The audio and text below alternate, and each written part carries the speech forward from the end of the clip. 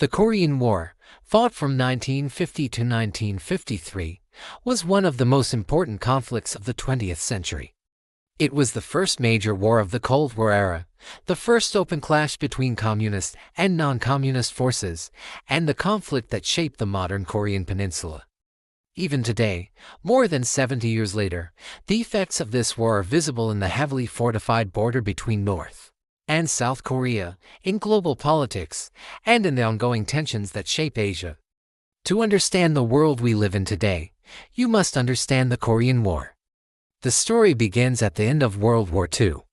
For decades, Korea had been under Japanese rule, but when Japan surrendered in 1945, the Allies needed to quickly determine who would take control of the Korean peninsula. In a rushed decision, the United States and the Soviet Union agreed to divide Korea along the 38th parallel. The Soviets occupied the north, the Americans occupied the south.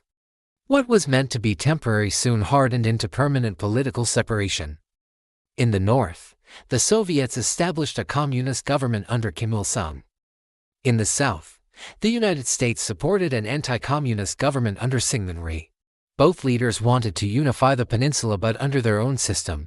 As the Cold War intensified, Korea became a front line in the global struggle between the United States and the Soviet Union. But the real spark came from the Korean leaders themselves. Kim Il-sung believed he could unify Korea by force and convinced both Stalin and Mao Zedong that a quick victory was possible. On June 25, 1950, North Korean forces stormed across the 38th parallel, launching a full-scale invasion of the South. They were well-trained, heavily equipped with Soviet weapons, and moved with speed and discipline. The South Korean army, smaller and less prepared, was quickly overwhelmed. Within days, North Korean troops captured Seoul, the southern capital. The world was shocked.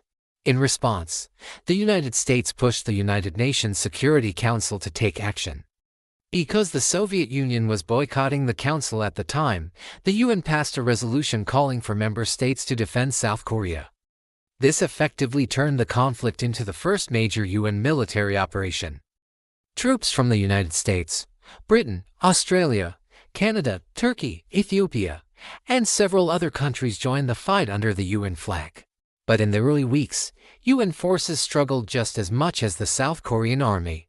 They were pushed back to a small defensive perimeter around the port city of Bisan, the Pusan perimeter.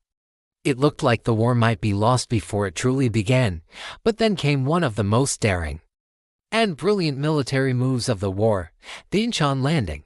General Douglas MacArthur, the commander of UN forces, proposed an amphibious assault far behind North Korean lines at the port city of Incheon, near Seoul.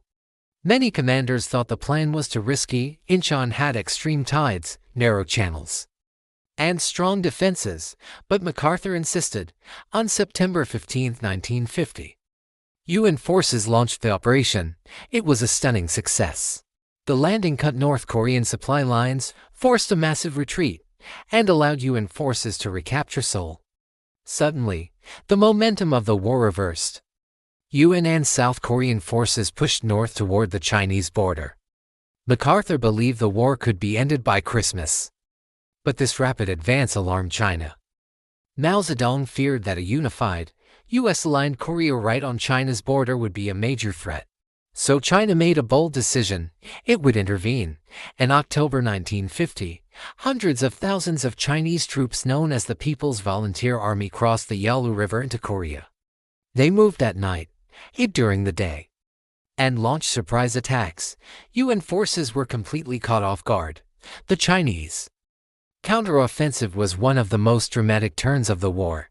UN troops were pushed back, Seoul was captured again, and the war entered a brutal winter phase marked by freezing temperatures, mountainous terrain, and heavy casualties on both sides.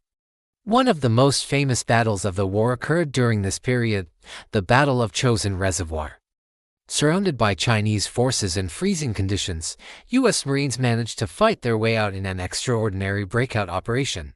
The battle became legendary for its intensity and the endurance of the soldiers involved.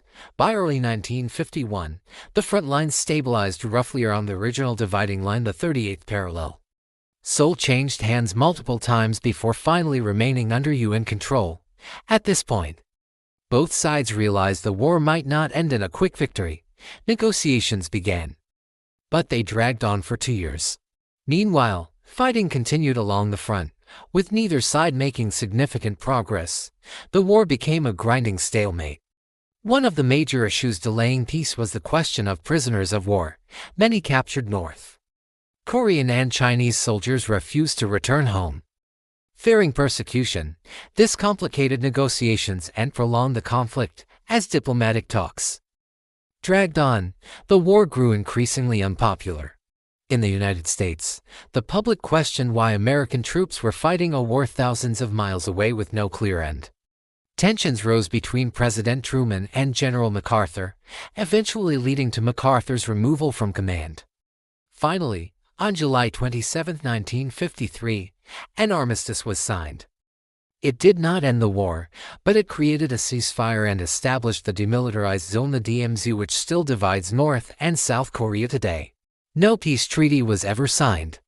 Technically, the Korean War has never officially ended.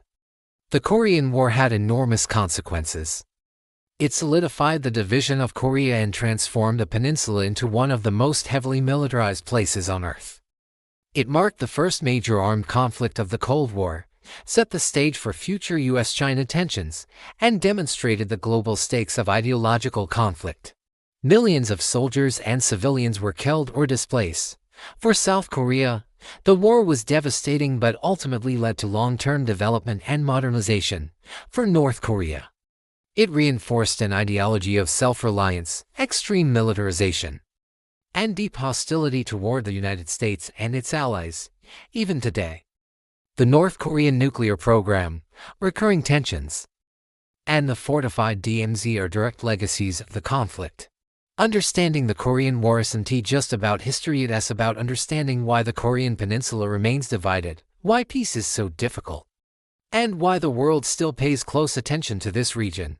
If you found this explanation helpful, make sure to like, subscribe, and comment what historical conflict you want covered next.